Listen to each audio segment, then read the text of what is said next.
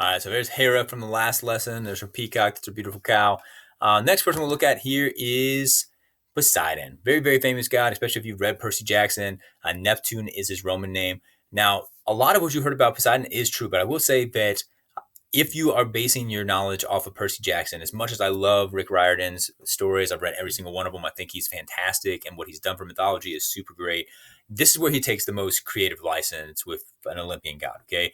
Because in those stories, Poseidon is the god of the sea, very accurate. He does have a bunch of babies like Zeus, which is not necessarily true because he has Amphitrite as his wife. He does have some affairs, but most of his affairs create like sea monsters, not really demigod, so that part is a little inaccurate. But he's also portrayed as like this super chill kind of beach bum kind of god that's like Percy's dad. That's not what he's like in mythology at all, because literally he is the most feared of all of the Olympians. Okay, and I know a lot of people think Hades because like the god of the underworld is portrayed like that in modern film. Not at all. Okay, Poseidon was the most feared, and this is why. Because he's the god of the sea, he's viewed as incredibly fickle. Okay, because think about how significant the sea was to these early Greeks, okay, or any ancient civilization for that matter. They built their civilizations around the water because that's what they needed to survive. It provided food, it provided travel, it provided commerce. It was everything to them. And so the sea gave them life. But on the sea, you also have these crazy storms that would come up out of nowhere and destroy everything. Okay, even today, with all of the radar and everything that we have, it is almost impossible for us to completely predict when these storms are going to begin.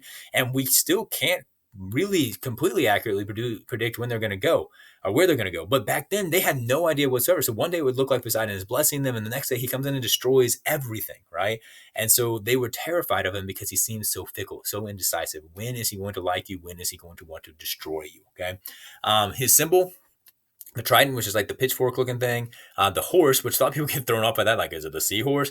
No, he created the horse because the horse is supposed to be like the land representation of the sea. Okay, the sea was a symbol of strength and travel, and on land, you have the horse as the ancient symbol of strength and travel. Okay, in the story of Odysseus and the Odyssey, Poseidon or Neptune is the villain in that story. He's trying to stop Odysseus from getting home. So when you get into that story, that's something to kind of be familiar with. Okay. So this is what he looks like. Not a big fan of shirts. Maybe there we go. That's just Aquaman, but basically the same thing. Okay. Now Hades, I'll get to him real quick. I think we'll have time. If not, I'll finish the story on the next one. But Hades, Pluto, Dis are his Roman names. Dis means rich because he's got all the underground gold and gems and stuff. Basically not a part of their mythology. You need to understand this because to be part of the mythology, you have to have stories about them. And they don't tell a lot of stories about Hades. And here's why. They had no clear perception of the afterlife. The Greeks had no clear perception of the afterlife. And so are they going to tell us a lot of stories about a god who represents the afterlife? Not really. Okay. In fact, we know maybe a few stories about him. And some of you might know the story about like how he becomes the god of the underworld. But even with that, it's super vague. Okay. Maybe you've heard that he was tricked into it by Zeus and Poseidon. Maybe you've heard that they drew straws and he got the shortest end of the straws. Sometimes you've heard that maybe he was punished. Those are like the three big ones. But in those stories, it doesn't really tell us like why were they drawing straws in the first place for different parts of the world, and why was the underworld one of those locations anyway? Because you have like sky and then sea, and then underworld. Wouldn't land be the obvious next choice? But whatever.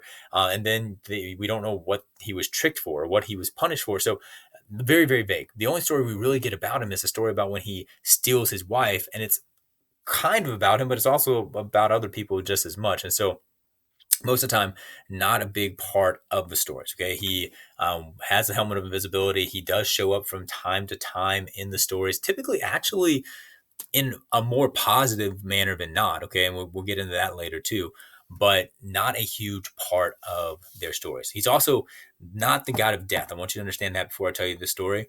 He is the god of the underworld, which means he rules over the dead, but he's not like the Grim Reaper. Okay, he is not someone who takes you to the underworld. He just keeps you there once you get there. Okay, so next time I'm going to tell you the story of Persephone, but for now, just kind of have these things in mind about Hades.